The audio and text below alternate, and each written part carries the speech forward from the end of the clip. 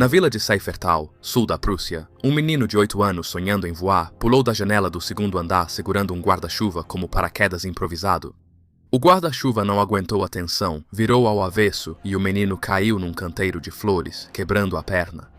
Aquela criança destemida era Hans Ulrich Rudel, que um dia se tornaria o militar alemão mais condecorado da Segunda Guerra Mundial e uma lenda da Luftwaffe. A trajetória de Rudel rumo ao sonho de ser aviador teve muitos desafios. Vindo de origem humilde e com tropeços na juventude, tornou-se exemplo de perseverança e ousadia.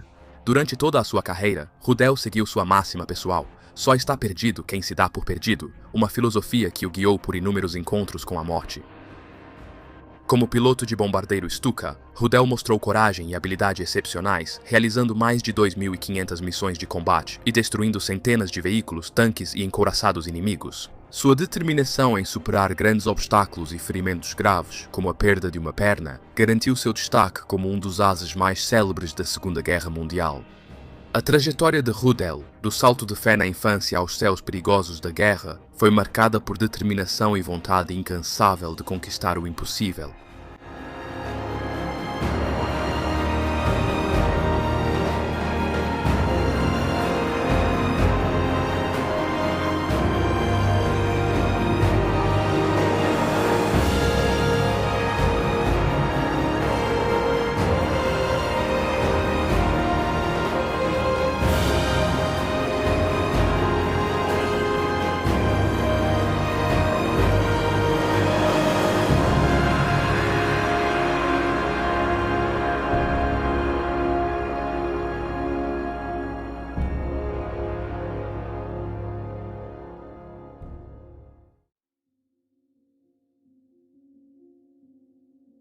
Hans Ulrich Rudel, nascido em 2 de julho de 1916 em Konradswalde, Baixa Silésia, era filho de um pastor luterano. Apesar do desempenho acadêmico modesto, Rudel se destacava nos esportes, canalizando sua energia para atividades físicas. Aos 10 anos ele aprendeu a esquiar sozinho e desenvolveu amor vitalício pelas montanhas e aventuras ao ar livre. Esse atletismo e determinação definiriam seu caráter e seriam úteis em sua carreira militar. As primeiras ambições de Rudel estavam ligadas à aviação, mas circunstâncias familiares o forçaram a abandonar seu sonho de treinamento como piloto civil. Como os recursos limitados da família foram para a educação médica da irmã, Rudel decidiu tornar-se instrutor de esportes. No entanto, o destino tinha outros planos. A Luftwaffe deu a Rudel a chance de realizar seu sonho de voar, levando-o a se tornar um dos pilotos mais icônicos da Segunda Guerra Mundial. Essa reviravolta mudou a vida de Rudel e abriu caminho para seu lugar na história militar. Em 1936, Hans Ulrich Rudel entrou na Escola Militar Waldpark-Werder, iniciando sua trajetória na Luftwaffe. Rudel queria ser piloto de caça, mas se voluntariou para as novas unidades de Stuka para evitar ser designado às unidades tradicionais de bombardeio, que considerava menos prestigiados e mais limitantes. O estilo de vida sóbrio de Rudel, que evitava álcool e preferia leite, o diferenciava da cultura de festas de seus colegas pilotos. Combinado com sua reputação inicial de ser apenas um piloto mediano, isso lhe rendeu certo grau de isolamento dentro do seu grupo de colegas. Quando a Alemanha invadiu a Polônia em 1939, as habilidades de Rudel ainda eram vistas como insuficientes para o combate na linha de frente. Em vez disso, ele foi relegado a funções de reconhecimento aéreo, onde demonstrou diligência e confiabilidade, recebendo a Cruz de Ferro de segunda classe, apesar de estar longe da ação. Enquanto os Stukas rugiam sobre a França em 1940, Rudel se viu designado para treinar novos pilotos, uma função que frustrava seu desejo de envolvimento direto no combate. Durante a campanha dos Balcãs em 1941 como Oberleutnant, Rudel seguia à margem na unidade aérea de reserva em Graz, mas esse período foi um ponto de virada em sua carreira. Nos treinamentos, ele mostrou precisão e coordenação inéditas, mantendo seu Stuka tão perto do líder que parecia ligado por uma corda invisível. Sua precisão em bombardeio e tiro tornou-se exemplar, antecipando o brilhantismo que marcaria suas façanhas na guerra. Apesar das melhorias, Rudel continuava com fama de piloto medíocre. Transferido para a Grécia, seguia proibido de voar em combate. Com inveja, Rudel ouvia o rugido dos motores enquanto seus camaradas decolavam para a Batalha de Creta, permanecendo em terra e ansiando por provar seu valor nos céus. Sua paciência e persistência logo o levariam aos anais da história da Luftwaffe. Rudel finalmente teve a chance de mostrar seu talento quando a Alemanha lançou sua invasão à União Soviética em 22 de junho de 1941. Durante horas todos os dias, muitas vezes desde as 3h da manhã, até tarde da noite, Rudel pilotava seu Ju-87 Berta Stuka sobre os campos de batalha da Bielorrússia, atacando implacavelmente as colunas de suprimentos soviéticas. O uivo das sirenes do Stuka anunciava sua presença mortal, enquanto Rudel e seus camaradas transformavam comboios inimigos em destroços, prejudicando a logística do Exército Vermelho.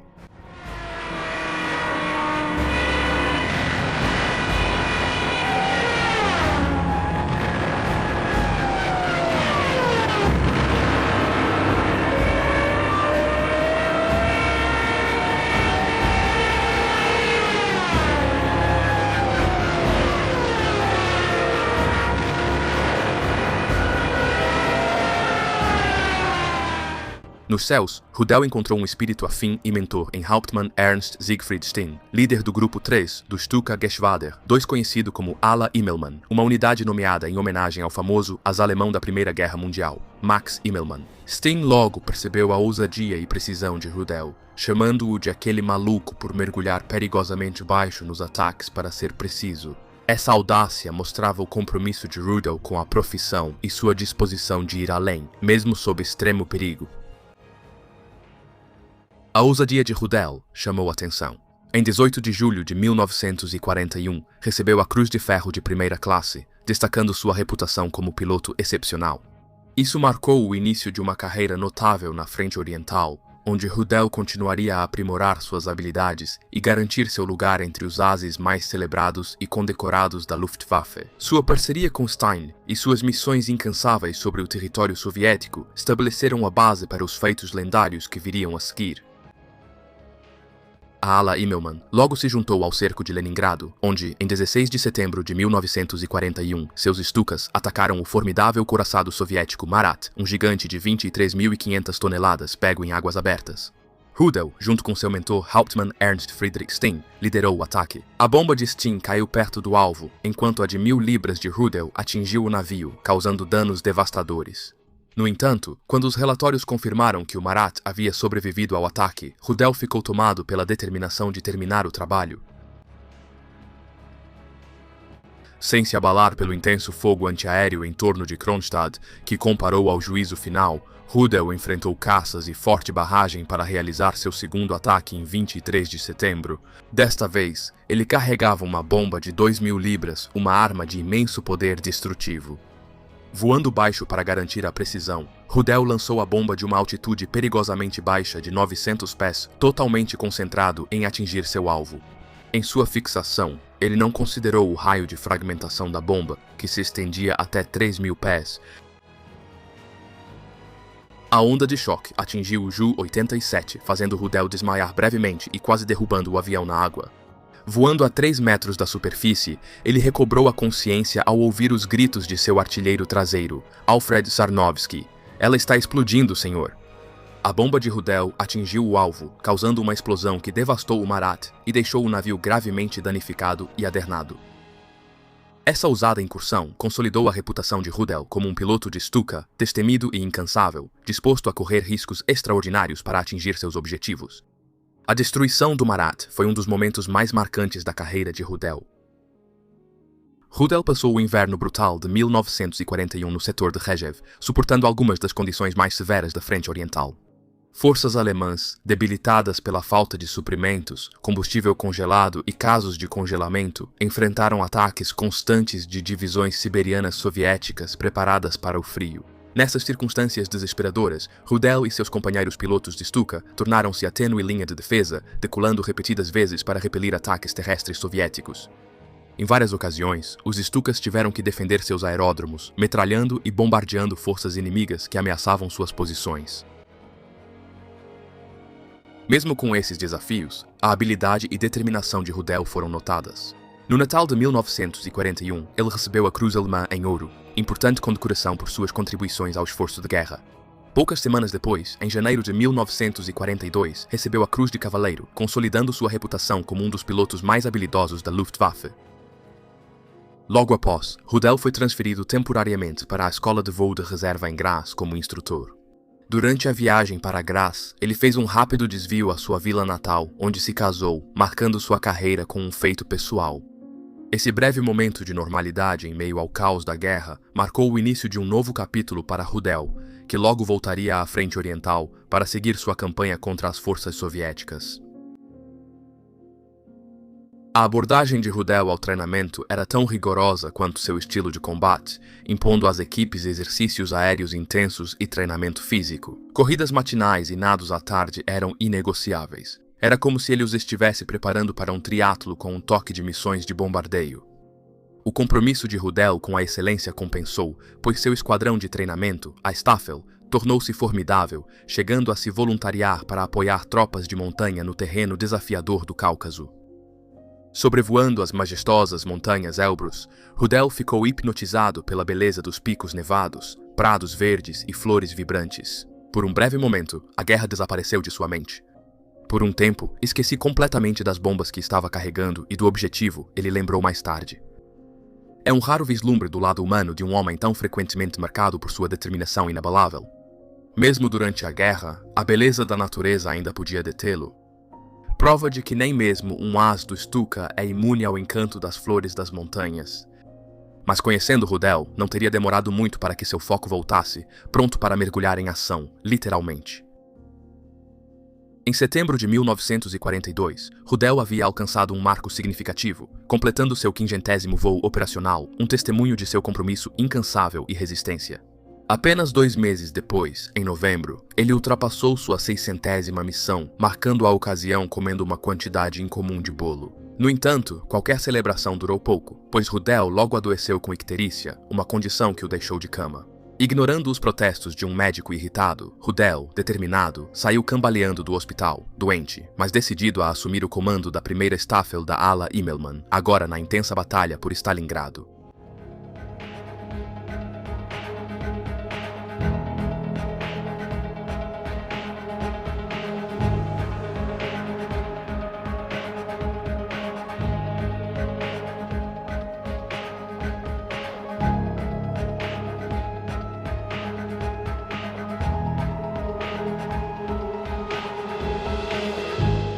Nesse período, sua unidade foi reequipada com o Ju-87 Dora aprimorado, que trouxe mais potência e versatilidade, essenciais nos combates corpo a corpo na cidade destruída. A guerra urbana caótica exigia precisão para não atingir as tropas alemãs, enquanto Rudel e outros pilotos de Stuka mergulhavam a baixas altitudes para apoiar o 6º Exército sitiado.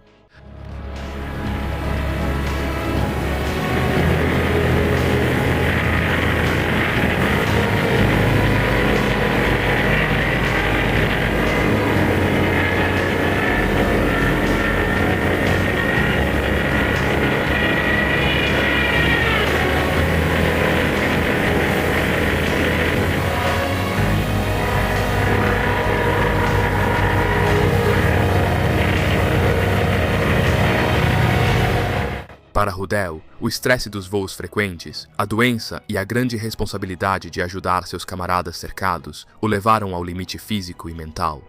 Refletindo sobre a experiência, ele admitiu sentir-se mais como se estivesse no Hades do que na Terra, uma descrição assombrosa da batalha implacável e infernal que consumiu Stalingrado.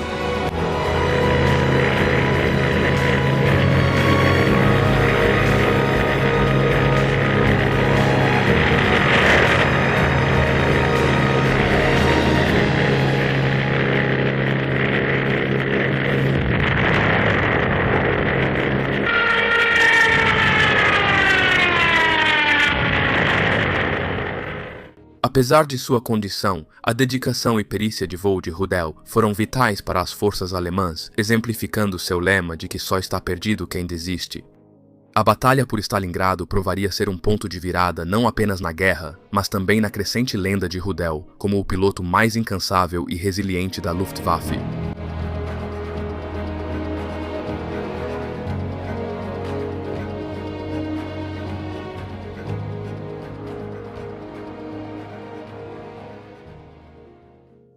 Em 10 de fevereiro de 1943, Hans-Ulrich Rudel alcançou mais um marco extraordinário, completando seu 11º voo operacional, uma conquista que ressaltou sua resistência e habilidade incomparáveis como piloto de combate.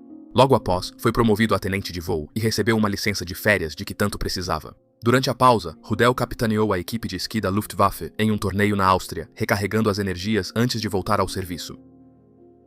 A próxima tarefa de Rudel foi testar o recém-desenvolvido Ju-87 Gustav, equipado com 2 canhões de 3,7 cm montados sob as asas. Apesar de mais lento e menos ágil que o Ju-87 Dora com bombas, o Gustav logo mostrou ser eficaz na destruição de tanques. Rudel percebeu seu potencial e, ao reassumir o comando da primeira Staffel, passou a usar esses Stukas com canhões nas batalhas pela cabeça de ponte de Kuban. As forças soviéticas usavam pequenos barcos para levar tropas e suprimentos nas lagoas de Kuban, mas os ataques de Rudel prejudicaram essas operações. Em poucos dias, Rudel destruiu 70 barcos soviéticos, ganhando fama como piloto habilidoso e incansável sabotador das linhas de suprimento inimigas. Seus esforços excepcionais durante essa campanha não passaram despercebidos. Em 1º de abril de 1943, ele foi promovido ao posto de Hauptmann, equivalente a capitão. 2 semanas depois, em 14 de abril, ele recebeu as folhas de carvalho da Cruz de Cavaleiro, reforçando seu status como um dos pilotos mais condecorados e influentes da Luftwaffe. A inclusão dos Gustav Stukas por Rudel no arsenal da Luftwaffe elevou as capacidades antitanque da Força Aérea Alemã, com sua engenhosidade e coragem assegurando o sucesso dessas aeronaves em combate. Com o prolongamento da guerra, as contribuições de Rudel seguiam inspirando admiração e respeito, inclusive entre inimigos.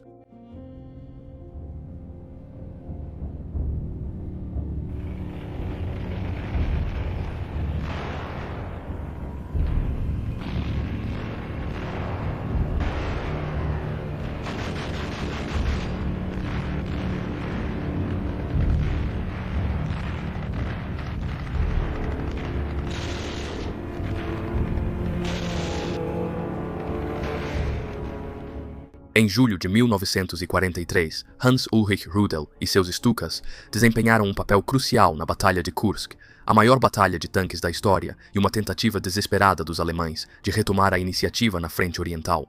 Pilotando o Ju-87, Gustav Rudel lançou ataques devastadores contra os blindados soviéticos, mergulhando a altitudes tão baixas quanto 5 a 10 metros para disparar seus projéteis de núcleo de tungstênio de 3,7 centímetros. A precisão e potência dos disparos de seu canhão atravessavam a blindagem traseira dos tanques soviéticos, tornando Rudel um dos caçadores de tanques mais temidos no campo de batalha. Porém, ataques tão ousados traziam grande risco pessoal. Para fazer um disparo certeiro, Rudel precisava voar diretamente através das explosões ardentes de seus próprios alvos, submetendo sua aeronave à força total dos destroços e estilhaços. O calor intenso queimava seu Stuka, e estilhaços perfuravam a fuselagem, forçando Rudel a pilotar um avião danificado por sucessivas defesas inimigas. No fim do primeiro dia da ofensiva, só Rudel destruiu 12 tanques soviéticos.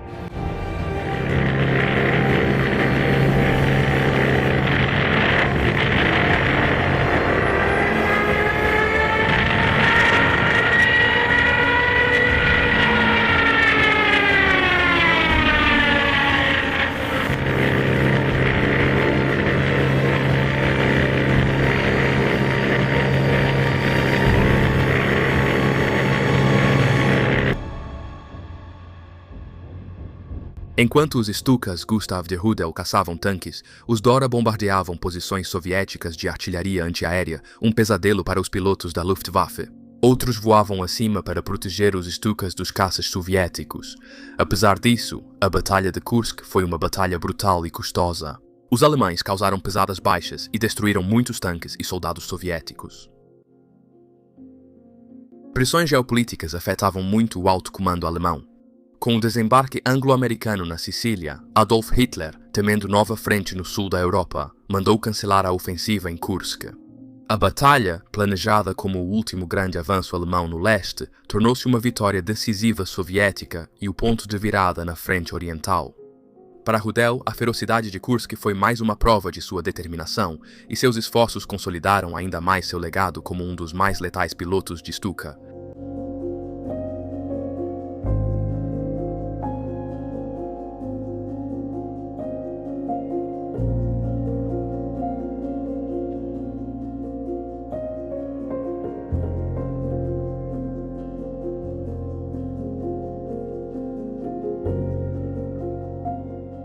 Em Em 17 de julho de 1943, Hans Ulrich Rudel assumiu o comando do Grupo 3 do Stuka-Geschwader II em um momento crítico da guerra. O avanço dos soviéticos após a Batalha de Kursk forçou os alemães a recuarem desesperados até o rio Dnieper, alcançado em agosto. Sob a liderança de Rudel, os Stukas tornaram-se um componente vital para retardar o avanço soviético, atacando colunas de tanques e linhas de suprimento com precisão devastadora.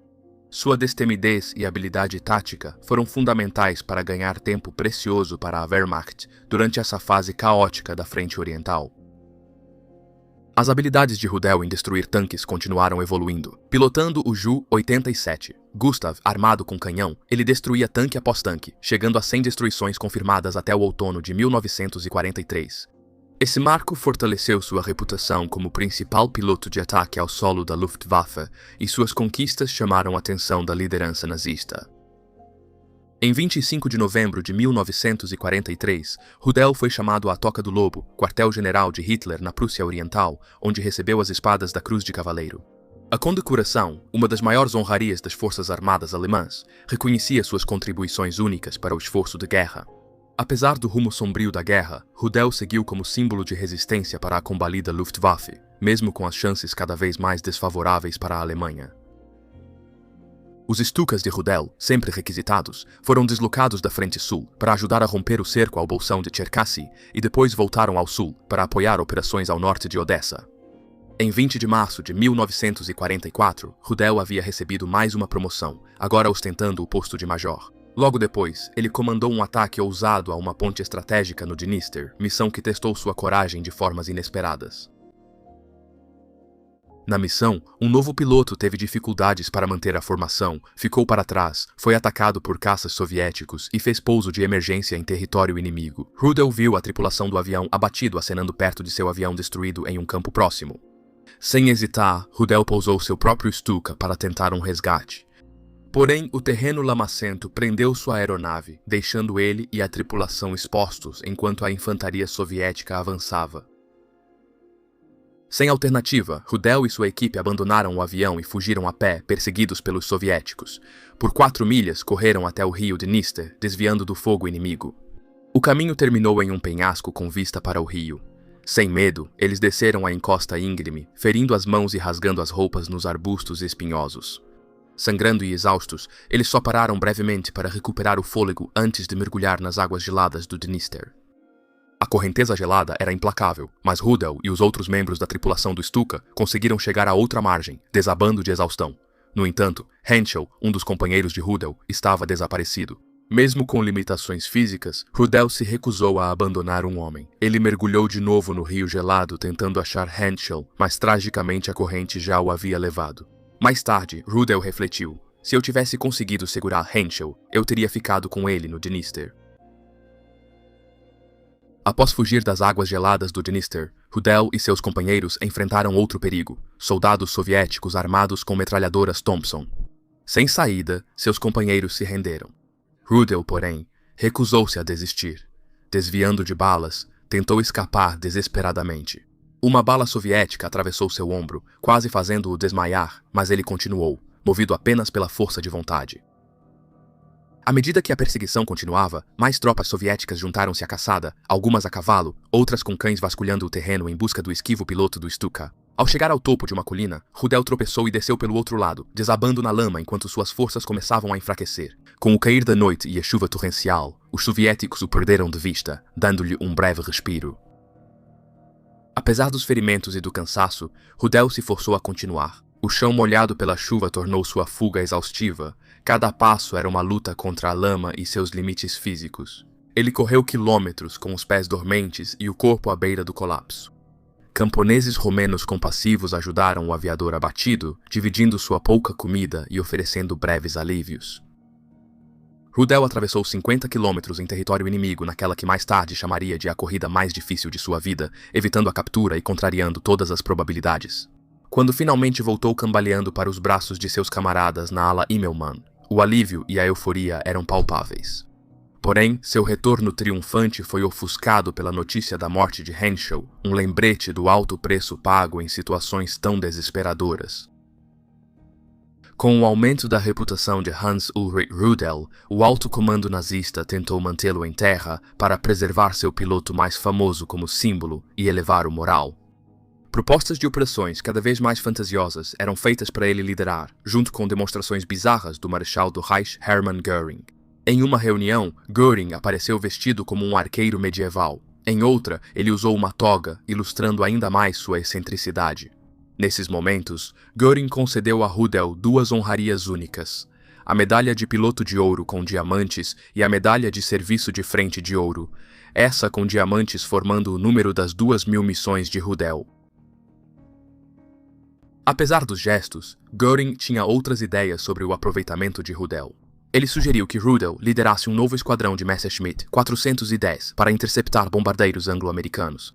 Enquanto isso, Göring falava grandiosamente sobre uma ofensiva na frente oriental, alegando de forma improvável que 300 panzers estavam prontos, refletindo o distanciamento da liderança nazista da dura realidade do campo de batalha. A preocupação de Göring com a segurança de Rudel fez com que ele transmitisse ordens de Hitler, proibindo-o de resgatar mais tripulações abatidas, mostrando como os resgates ousados de Rudel testavam a paciência do alto comando.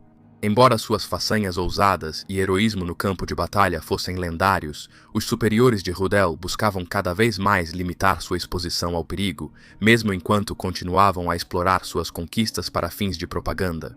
Para Rudel, ser afastado era tão impensável quanto deixar seus companheiros, então resistiu a qualquer tentativa de reduzir seu papel na guerra. À medida que os soviéticos avançavam implacavelmente em direção ao território alemão, Hans Ulrich Rudel enfrentava não apenas o avanço do Exército Vermelho, mas também o poder avassalador da Força Aérea dos Estados Unidos. Neste estágio da guerra, aviões de caça americanos, especialmente os formidáveis P-51 Mustangs, patrulhavam os céus da Europa em grande número após escoltarem as formações de bombardeiros. Rudel recordou um encontro angustiante em que centenas de Mustangs atacaram sua formação de só 19 Stukas. Em desvantagem e incapaz de completar a missão, Rudel tomou a difícil decisão de recuar. Foi a única vez que ele abandonou um objetivo, mas conseguiu trazer seu esquadrão de volta sem perdas, mostrando sua liderança e habilidade tática. Enquanto o avanço soviético chegava à Prússia Oriental, Rudel ignorou ordens e fez mais um ousado resgate de uma tripulação abatida. Seus esforços continuaram sendo reconhecidos, até pelo marechal de campo Ferdinand Schörner, que enviou bolos decorados com o número de tanques destruídos por Rudel em homenagem à sua defesa do Bolsão da Curlândia, na Letônia.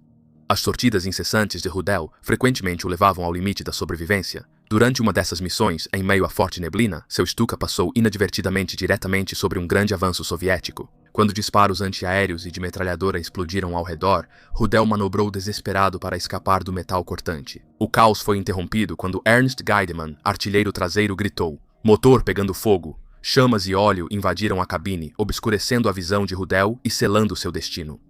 Ele fez um pouso forçado em uma floresta próxima, o avião se chocando contra as árvores com um impacto de estremecer os ossos.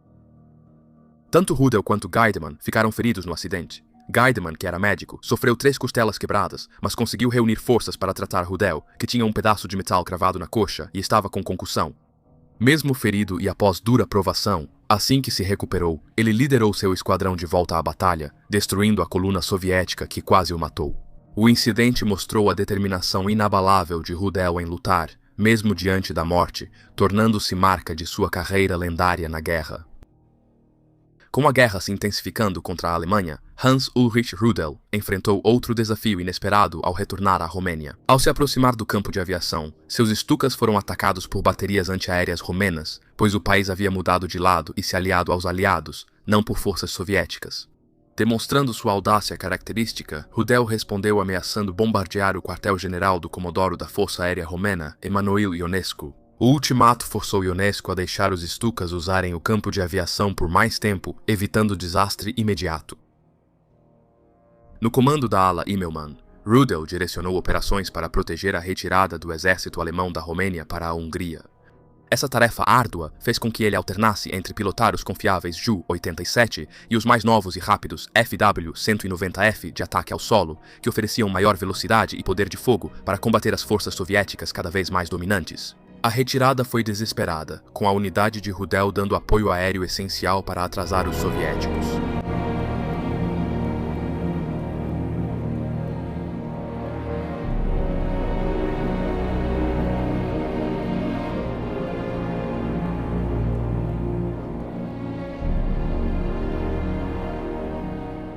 Em setembro de 1944, Rudel retornou ao local de uma batalha para inspecionar um tanque soviético destruído, curioso sobre seu design.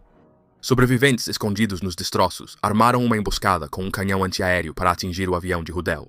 Um projétil atravessou sua cabine, perfurando sua perna e deixando-o sangrando muito. Rudel conseguiu pousar seu Stuka em Budapeste, mas o esforço fez com que ele desmaiasse logo em seguida. Ao acordar no hospital, soube que removeram uma bala e engessaram sua perna ferida. Hans-Ulrich Rudel reduziu sua recuperação de 6 semanas para 8 dias e voltou à linha de frente na batalha por Budapeste. Sua determinação implacável e recusa em descansar personificavam o compromisso que havia se tornado sua marca registrada. Porém, suas façanhas o levaram de volta à Alemanha, onde foi convocado para uma reunião de grande repercussão.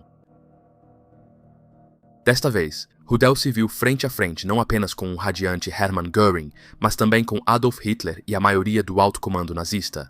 Em 1º de janeiro de 1945, Hitler presenteou Rudel com as folhas de carvalho douradas, com espadas e diamantes para a Cruz de Cavaleiro, uma condecoração única e sem precedentes, reconhecendo suas conquistas incomparáveis em combate. Além da homenagem, Rudel foi promovido a coronel, um marco em sua carreira. No entanto, junto com as honrarias, veio uma ordem que Rudel temia. Ele foi mais uma vez instruído a parar de voar. Fiel ao seu estilo, Rudel se manteve firme, declarando que recusaria a condecoração se isso significasse ser afastado dos voos. Hitler inicialmente fechou o rosto, mas depois cedeu com um raro sorriso.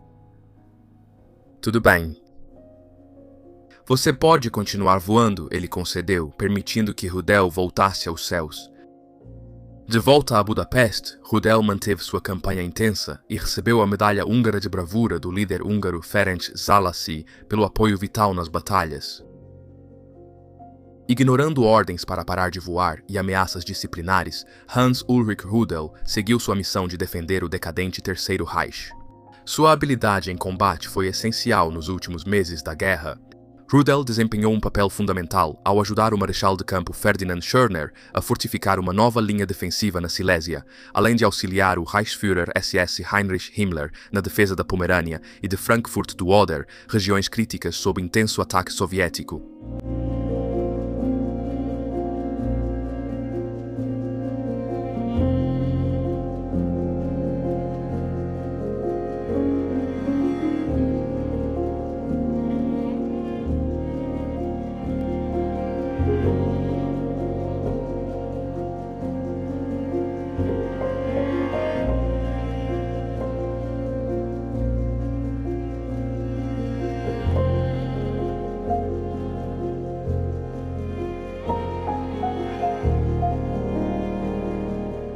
Em uma de suas últimas missões, Rudel enfrentou uma coluna de tanques Stalin soviéticos a 80 quilômetros de Berlim, onde o avanço do Exército Vermelho ameaçava o coração da Alemanha. Apesar das chances extremamente desfavoráveis, o Ju-87 Gustav de Rudel destruiu 12 dos 13 tanques, restando apenas um alvo fortemente blindado. Com um canhão travado e só um projétil no outro, Rudel decidiu atacar o último tanque e foi recompensado pela precisão. O último tanque Stalin explodiu em chamas quando seu último projétil acertou o alvo. No entanto, Rudel pagou um preço alto. Ao sair do ataque, uma dor lancinante atravessou sua perna, que ele mais tarde descreveu como se fosse uma faixa de aço em brasa. Gravemente ferido, Rudel conseguiu retornar com seu Stuka em chamas à base, mas desmaiou ao aterrissar.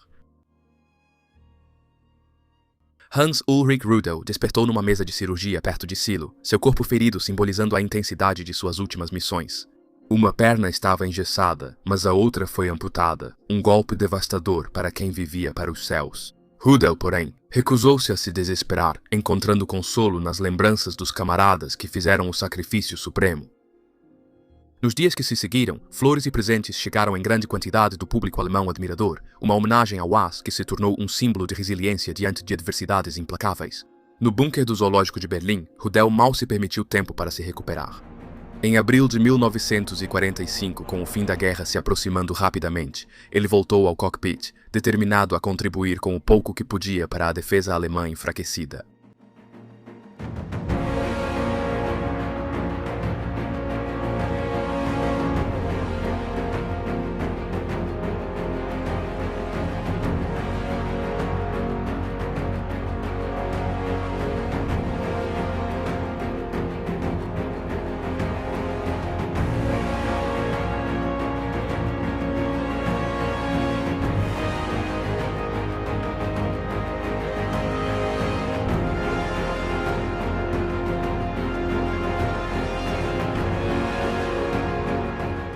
Seus mecânicos criaram um dispositivo para ele controlar o leme com o coto da perna, mostrando muita engenhosidade e a determinação de Rudel em não ficar em terra. Porém, voar era extenuante.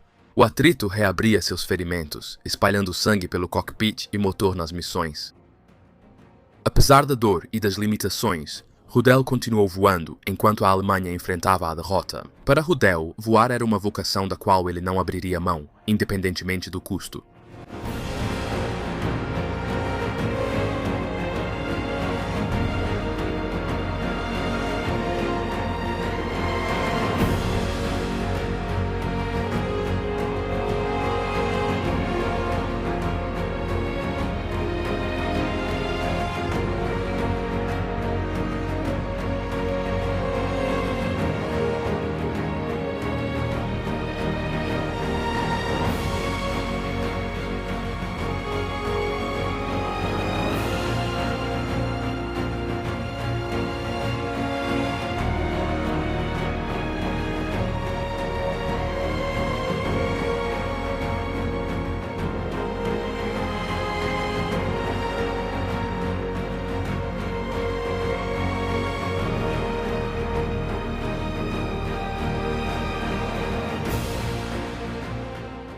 Nas semanas finais da guerra, até Hans Ulrich Rudel, sempre leal e determinado, começou a duvidar da sanidade do alto comando alemão. À medida que a situação da Alemanha se tornava cada vez mais desesperadora, Rudel se viu confrontando Adolf Hitler diretamente, afirmando francamente que a guerra já não podia mais ser vencida em ambas as frentes. Apesar de sua franqueza corajosa, ele continuou a cumprir missões, acreditando ser seu dever apoiar seus camaradas em terra. Os voos de Rudel terminaram em 8 de maio de 1945, ao saber da rendição da Alemanha. Ordenado a se render incondicionalmente aos soviéticos, Rudel pensou brevemente em um ataque suicida final ao inimigo. No entanto, seus homens, muito leais, o convenceram a desistir, lembrando-o da responsabilidade com quem o seguiu fielmente. Rudel reuniu os remanescentes do esquadrão Immelmann e fez um discurso emocionado elogiando a coragem e lealdade dos homens nas horas mais sombrias da guerra. Ele admirou seus sacrifícios e os incentivou a manter a cabeça erguida, apesar do desfecho amargo. Para evitar ser capturado pelos soviéticos, Hans Ulrich Rudel fugiu dramaticamente, pousando seu Stuka de emergência em um aeródromo americano em Kitzingen e interrompendo um desfile. O espetáculo gerou confusão e tensão quando um soldado americano se aproximou da cabine de Rudel, apontando uma arma e exigindo que entregasse suas folhas de carvalho. Sem se intimidar, Rudel o empurrou para trás e fechou a capota de novo. Sob custódia dos Estados Unidos, Rudel manteve-se firme e sem arrependimentos. Ao ser questionado sobre atrocidades, como campos de extermínio, ele negou saber de algo e rebateu citando os bombardeios dos aliados que mataram mulheres e crianças. Ele também sugeriu incisivamente que os americanos investigassem as atrocidades de seus aliados soviéticos, uma provocação calculada diante da tensa dinâmica pós-guerra. Seu interrogador, frustrado com a postura de Rudel, o rotulou como um típico oficial nazista. Rudel foi depois internado em bases do exército dos Estados Unidos e campos de prisioneiros de guerra na Alemanha e França. Apesar das restrições, Rudel manteve sua postura durante todo o cativeiro. Transferido para um hospital alemão, Rudel aproveitou o tempo lá para garantir sua libertação em 1946. Naquela época, seu legado controverso já garantia seu lugar na história, não só como o piloto mais condecorado da Luftwaffe, mas também como figura polarizadora que seguia provocando reações após o fim da guerra. Desiludido com a Alemanha do pós-guerra, que culpava seus soldados pela Segunda Guerra, Hans Ulrich Rudel deixou o país em 1948 e buscou recomeço na Argentina. Lá, ele encontrou um novo propósito, trabalhando na crescente indústria aeronáutica do país e ajudando no desenvolvimento da Força Aérea do presidente Juan Perón. Apesar de suas contribuições para a aviação, as verdadeiras paixões de Rudel continuaram sendo os esportes e o montanhismo, atividades que ele abraçou com uma determinação característica, sem se deixar abater pela perda de sua perna. Rudel tornou-se um competidor entusiasta no esqui e no tênis, demonstrando grande capacidade atlética apesar de sua prótese. Seu amor pelas montanhas o levou a alguns dos picos mais desafiadores da América do Sul. Em 1951, ele fez uma tentativa ambiciosa de conquistar o Aconcagua, a montanha mais alta das Américas, com 6.962 metros de altitude, chegando muito perto de alcançar o cume. 2 anos depois, entre 1953 e 1954, Rudel juntou-se a outros veteranos em um feito ainda maior. Ascendendo o Lulailaco, com 6.739 metros de altitude, um pico remoto e desafiador que fica na fronteira entre a Argentina e o Chile. As aventuras de Rudel nos Andes inspiraram seu livro Dos Stukas aos Andes, no qual narrou feitos do pós-guerra e sua paixão pelo montanhismo. A obra revelou o homem por trás da lenda, mostrando seu desejo de alcançar a grandeza nos céus da guerra e nos picos da América do Sul. Com essas atividades, Rudel seguiu personificando o espírito incansável que o marcou por toda a vida. Em 1950, durante uma visita à Alemanha, Hans Ulrich Rudel se divorciou da esposa.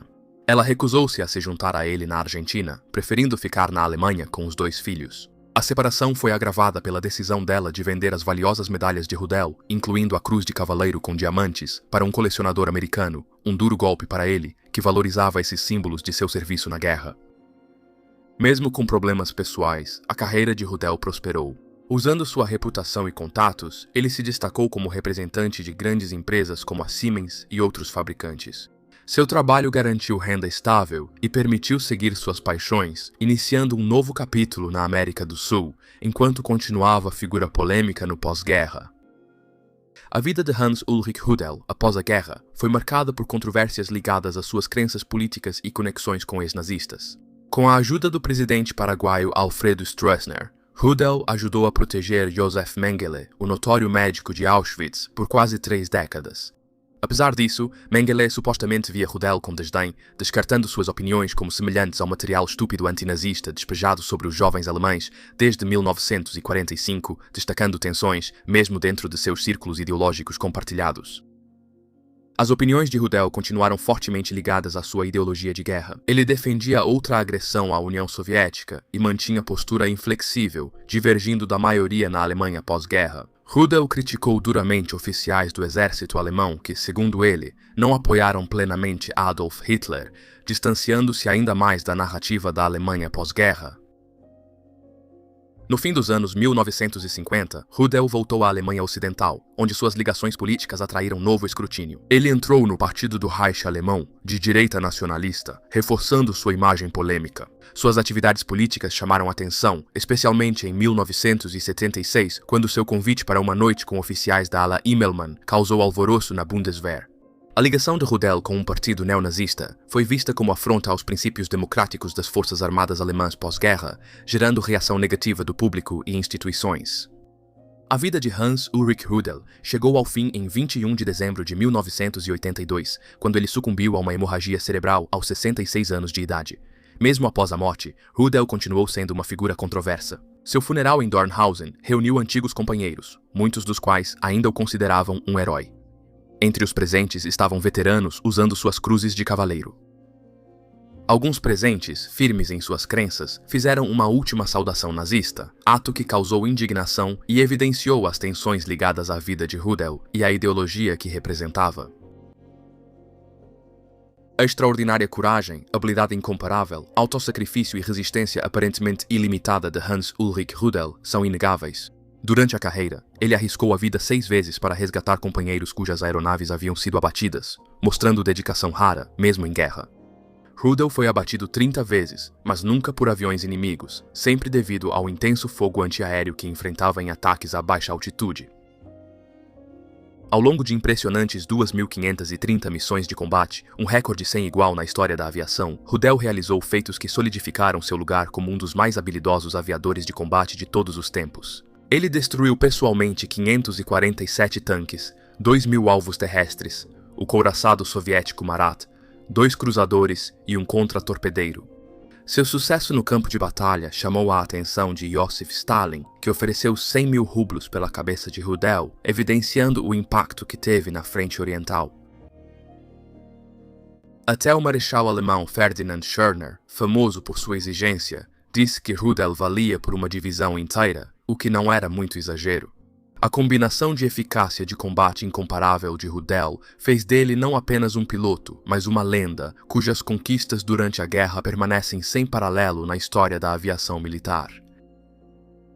No emocionante livro de memórias Stuka Pilot, Hans Ulrich Rudel se mostra uma figura heróica e inspiradora. Sua história, contada com um foco claro em suas façanhas e dificuldades, retrata um homem de notável determinação e dedicação aos seus companheiros e à missão. Essas características nobres, no entanto, são difíceis de conciliar com seus laços estreitos com o círculo íntimo de Hitler e suas associações pós-guerra com causas de extrema-direita. Mesmo assim, Rudel nunca foi acusado de crimes de guerra e suas conquistas em combate seguem sem ligação direta a atrocidades. Douglas Bader, lendário as da aviação britânico, talvez tenha feito a avaliação mais adequada do legado complexo de Rudel. Apesar de discordar de muitas crenças de Rudel, Bader resumiu bem sua essência ao dizer que ele era, por qualquer critério, um homem valente. Encerramos o vídeo de hoje. Sou muito grato por você ter ficado até o fim. Seu apoio significa muito para mim. Obrigado aos meus incríveis apoiadores. Para apoiar o canal ou acessar conteúdos exclusivos, confira os links do meu Patreon e Instagram abaixo. Espero que você tenha aprendido algo novo e, como sempre, te vejo na próxima aventura. Se cuida e até logo.